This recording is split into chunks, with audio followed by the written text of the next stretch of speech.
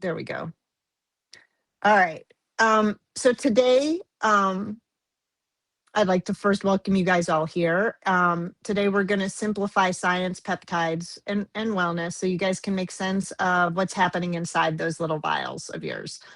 Um, I do want to do a quick reminder, the disclaimer, that the podcast that and video cast that we do and all of this, it is absolutely only educational purposes. It is not medical advice. Always consult your qualified healthcare professionals before making any decisions about peptides or supplements, medical treatments. But I did want to let you guys know this is truly educational based, and everything you guys that hello Robbie, that you guys choose to do, um, you know, this is on you. This is all research. But I am Raven. If you haven't been to any of the lives before, and today what we're going to do is we're going to dig into what an impure, into a really, it is important. It's an important question. And what, uh, when a purity level drops, what does it mean? And does it mean it's dirty? This is something I hear a lot. And the answer is never as simple as you might think. So we are going to break it down. And you're going to see me not looking directly at the camera because I wrote it all down in notes. And I want to start with the very beginning. These start as a raw. They're made in a raw factory. They call them factories. And some of them are GMP stamped, meaning that they go through and they are checked over, they're clean, and the whole nine yards. Um, and that's stage one. So they're made, and when a raw is made, it is not 99% pure. It's not even 98% pure. The best that usually you're looking somewhere between, I want to say it's about 95-ish would be a good one.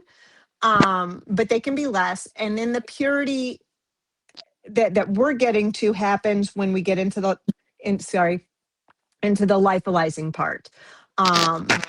So there are stages to get it up to the purity that we're at.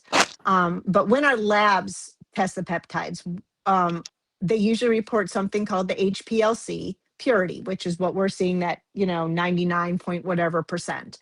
So in simple terms, it's a percentage of material that shows up as the intended peptide. So you've got 99% in that vial, 99% of it is whatever the peptide is, CJC, you name it. And the other stuff would be other things. And it's the other things that I want to get into. So for example, the KPV that I had that was a low purity, 94% of it was full KPV chain. And then the rest of it is what we're going to get into. So in simple terms, the percentage of the material that shows up inside is the intended peptide chain versus other chemical items. Species, I'm trying to think of the right word. Species sounds like a horrible word. Other stuff. But it's so let's go here. If your peptide is 98% pure, that means that 98% of what was detected was the peptide that we wanted. So in this case, it would be 98% of the peptide was KPV. And the other 2% were small side products or fragments. And the fragments are really the biggest part of when you start seeing that purity drop. But the key is the purity is a chemical measurement and not the measurement of sterility or cleanliness. And sterility. So peptides, and so what you're finding is it's usually a peptide breakdown. Why? Because peptides are quite fragile. And over time, especially in heat and light or very, very poor storage, for example, if you left your KPV sitting in a windowsill in Florida, because we know Robbie wants to do that. Um, but say you forgot to put them away and you left them right where the sun had been beaming them on them all day. Or you left them in your car and the sunlight from the windows were hitting it. You're going to start breaking down those peptides. If you are keeping them in a temperature control, it's going to last longer. Um, so that is when it starts to break down, and over time peptides break down, and it also depends on the quality of the raw. So the better quality raw, the longer that peptide chain is going to hold together. Right now we do know that a few months ago, that some of the raws were just not holding together very well, hence I guess all my low purity items. Or it and it really comes down to how high did they get that raw, because you can only move the raw base purity up only so much at a time. I mean, you cannot take something that was in the 80s and make it 99. You can't. So that's, they can bring it up quite a bit, but not that much. But they are fragile, and over time they will break down. They can oxidize, and turn into oxidized forms. They can I'm going to try to say this right, deamete. And this is when, where those terms like asparagine residues and glutamine residues, those all come in. And I'm going to explain what that means. Every peptide is built from amino acid chains, which are kind of like the letters of the chains. And they all link together. The asparagine, and I'm saying that word wrong, and I do apologize, and the glutamine are two very specific amino acids. And so when you get the residue of the asparagine and residue and the glutamine residue, I mean that one of those amino acids is sitting in a certain position alongside the peptide chain. So it's kind of like it becomes one of the impurities. And over time, those residues can chemically change, and they lose an amide group and convert into other amino acids like asparic or glutamic acid. And it's a very small shift, but it does change the structure enough to reduce the activity. Peptides can also undergo hydrolysis, where bonds in the chains will break apart, or aggregation, where the chains stick together and don't dissolve as well.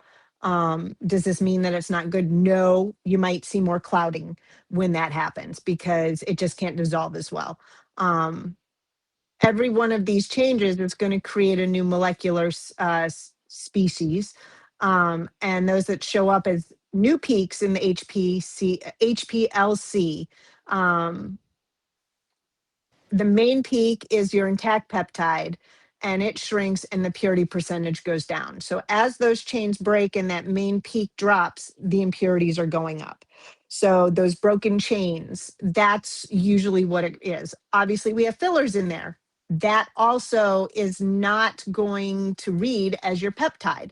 So our 99.2% purity, that means 99.2 of that is ipamorelin, and the other part is possibly some of the broken down chains and fillers. Fillers are always going to be in a purity. Now, certain places like Jano and Chromate, they recognize some of the fillers and they don't count those. If they did count those, our purity level would show less. They know what they are. They know exactly what the salts are and all the other stuff. They are not counting it. So if we went to a lab that didn't do that, one that was not being done for peptides generally, and they took our vial and they tested it, they would say, well, look, you got all this other stuff that is not, because they're not going to ignore it. This is where you started to see earlier, over the last couple of years, when a new lab would come out and their tests were so very different. And their purity levels were less, and they were standing by what they were saying, and they weren't wrong. They just were not adapting to the peptide world and saying, okay, these are fillers, and we know that these are fillers and they're meant to be there, so we're not going to pay attention to those. So when you start seeing from Jano and from Chromate these purity levels And anything that is, the percent that we're seeing is absolutely the peptide, full peptide chain, not broken, not degraded. That is what you're looking at. If that clarifies it in a more layman's terms. So every one of the changes, again, it can create the main peak to drop. So what does a purity drop really mean? Which we just kind of talked about. So let's just say the peptide started at 97% and then drops to 90. That doesn't mean that it's full of dirt or germs. It means that about 7% of those molecules have been chemically changed into something else. They're still structurally related, but they're not the active peptide that we're aiming to see. What is the effect? You could have less potency. And sometimes it's less predictability, but it's not always a contamination. Contamination is something completely different. And that is where the confusion really starts. The purity loss equals the natural chemical degrading that goes on. Think like you have a loaf of bread and it starts to go stale, but it's still bread, not as fresh, and maybe we turn it into croutons. It's not dirty, it's not bad until it's been sitting on the counter for 2 days in Florida, because it's about how long our bread lasts, and then you're growing mold. That's different. That's incredibly different. That bread is dirty, we don't want it. But if the bread is still good, just a little bit stale, it's still actually edible. It's still usable. We can use it in a different way. Hence, in a different way, you can choose to eat it when it's a little stale. You can turn it into bread pudding. You can use it for French toast. That's actually why French toast was developed. And sorry, I'm talking about food, guys. Didn't eat dinner. But I'm just trying to kind of bring something out. A peptide at 85 purity, so if it says 85%, would still be perfectly sterile if it's handled correctly. And that means you haven't removed the rubber stopper, and you've kept it in a safe way, and you are handling it properly in a when you are drawing from it and when you're reconstituting it. That's what it means by handling correctly. But a peptide at 98% purity could still be unsafe. So it's not the purity that makes it unsafe. It is if there's a contamination and bacteria during handling. They're very separate issues. Purity affects the potency, contamination affects the safety. So here, what do you do if your rubber stopper pops off? Well, you have a couple choices. You can use a needle filter, and by needle filter, you are then filtering it, which is exactly what the lyophilizers do. The people that are doing the finishing, as we call them, they take that raw and they run it and they filter it several times, because they have to hydrate it. Then they filter it 3 or 4 times. Then it goes through this freeze drying process. During all that process, they're also sterilizing it. So the filtering cleans it. It's part of what sterilizes it. It gets out all those little microbes and whatever else could be in there. So that's another thing.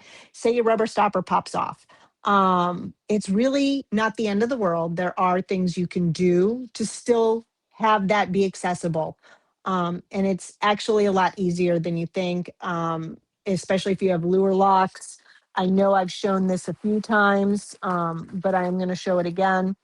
This is a needle filter. There's my camera right there. And it just clicks on. See if I have a needle here. This is a lure lock syringe. I can put needles on it or whatever. I do this. And then your needle, it goes right into here.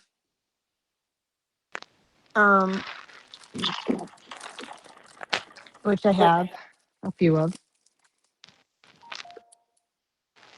And you can do this with low purity items if you're worried. I mean, really, you can do this with every peptide you want.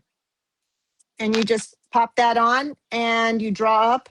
So once you've reconstituted your peptide in the vial, even if it's an open air vial, You draw it all up into here. Well, actually, first you draw it up into here. Then you put this on. So you're going to draw up all your, what you might deem as dirty. You need to draw it up. Then you're going to take off this. You're going to put this on. You've got all this peptide in here. Your thing might be like this. And you're going to put this on. And then you're going to put it into a clean, sterile vial. And I did do a YouTube video that shows exactly how to do this. So I'm kind of glossing over this. You can definitely go back and look at it on the YouTube channel. But that's one of the ways you yourself can do filtering and making it so that it is cleaner. This is an option. Now, also remember, most of these are sub-Q. We do have antibodies. Antibodies absolutely are our best friend. It's why sometimes we have a site reaction. Your antibodies are seeing it as something that maybe shouldn't be there, even if it's supposed to be there, and we have a reaction. That's your antibodies at work. That's exactly why we see that. So our antibodies, if you cut yourself, your antibodies are going after the bacteria. That's what it does. So that's one way to combat it if you're nervous or if you accidentally get your lyophilized product into open air. That's how you can handle that. But if we go back, so the peptide at 85% purity could still be perfectly sterile and you just use it as normal. And it has 85% of the full peptide chain and 15% of broken chain byproduct, whatever it might be that's in there as it degraded. So again, it has nothing to do because a 99, I've seen where stuff that comes in at 99.8% purity and totally fails a sterility test. And I do sterility tests as spot checks. Sorry, that's my son calling. As spot checks, just to keep my vendors on their toes, my reps on their toes. They know I test stuff and they never know when I'm going to throw stuff at them. But it is a completely, sorry. These are separate issues. Purity that affects potency and contamination is sterility. There are signs of degradation as time goes on. Your peptide might change from white to yellow or even brown. Solubility issues, it just doesn't dissolve as clearly. That's another one. It could have weaker effects than expected. It could have stronger effects than expected. But generally it would be a weaker. Or if you test it, you might see the extra peaks when they show the graphs. So again, that's learning how to read that kind of a test result. But all of those are definitely signs that peptides have broken down. The biggest indicator is when we run our tests.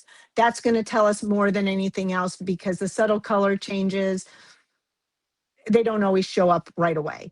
But it still means they're still clean. They can actually still be used even if they're kind of a funky color. The takeaway is a drop in purity doesn't automatically mean it's dirty. It just means that some of the peptide has broken down. Contaminations outside microbes and debris, which is a separate safety problem, that is 100% different. So purity drop means less active peptide, potentially lower potency. Now I am hearing with the Retta 6 that has a lower purity. They're saying it's stronger than they expected, but I also think they use some sort of an AI calculator to adjust for the lower purity. When I put up a test, use that and what's on your little white vials there, that is exactly what is in there. Don't adjust it any further. So she might have increased what she was taking based on this lower purity and actually took too much. Those are your actual test results that are on the vial. Go by those. It does make a difference. Both matter, the purity and contamination, but very different. But that's really the gist of it in a nutshell, trying to break it down so you guys can understand it. And I say a lot. I'm really sorry, guys. it's really a matter of comprehending the tests, what they mean, what it means when the peptides break down. It does not mean that it's horribly less effective, but what it will do in the degradation time, say you started off with Reta 10 and now it's testing at Reta 6 at a 96%. That's already been accounted for. That's the degradation. So if you try to adjust for the lower purity, the AI calculator, whatever calculator, doesn't realize we've already adjusted for that. So keep that in mind, that when you see my test results, those are the numbers you're going to go off of, because that's what we have. Don't obviously leave your peptides in the sun. It's going to break it down more. The beginning stages of when a peptide is made and how long it takes before it starts degrading, that's a big part of it. So if you're starting with something that isn't as strong as maybe this batch up here was, it's going to degrade faster than this batch over here. This one's going to hold tighter for longer. We have seen within this set of raws that came out from one of the one of the raw makers, was that for whatever reason theirs was not as strong, their chains were not as strong, and it's caused it to be less effective, the degradation is much faster. I do believe Joyous is running a long-term degradation test that she opted to do, just to kind of see what those particular during those months, what exactly was going on, because it gives us more insight. So that's really about it. Hopefully I made it clear enough for the impromptu that we had go on. And if you guys have questions, I can absolutely try to answer it. I know it's a lot to understand, and it's a lot more scientific than people thought. And hopefully it brought some clarity to clear up the confusion about what purity is, degradation, contamination, so that when you are looking at what's in your vial, you know what's in your vial. You can understand what it means. Are there any questions? You guys can feel free to speak up at this point.